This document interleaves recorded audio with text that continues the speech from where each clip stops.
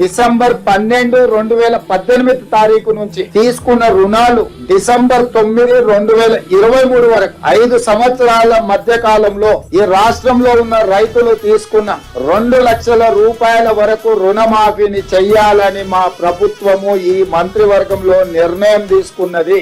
ఇచ్చిన మాట ప్రకారం రైతులు తీసుకున్న రుణాలను 2 లక్షల రూపాయల వరకు మాఫీ చేయాలని మా మంత్రివర్గంలో మేము నిర్ణయం తీసుకున్నాము. ఈ రుణాలు మాఫీ చేయడానికి దాదాపుగా 31,000 కోట్ల రూపాయలు అవసరం అవుతున్నది. 31,000 కోట్ల రూపాయలను సేకరించి తెలంగాణ రాష్ట్ర రైతాంగానికి రుణముక్తి కల్పించి వ్యవసాయం దండుగ కాదు, వ్యవసాయం పండుగ. ఈ ప్రభుత్వం, ఈ ప్రజాపాలన రైతు సంక్షేమం, రైతు రాజ్యం ఒక సంక్షేమ రాజ్యంగా, అభివృద్ధి రాష్ట్రంగా ముందుకు తీసుకెళ్తామని సంపూర్ణమైన విశ్వాసం, భరోసా కల్పించడానికి ఈరోజు మా మంత్రివర్గం నిర్ణయం తీసుకున్నది. ఆ ప్రకారం ఏకధాటిగా 2 లక్షల రుణమాఫీ చెయ్యాలని మేము నిర్ణయం తీసుకున్నాం.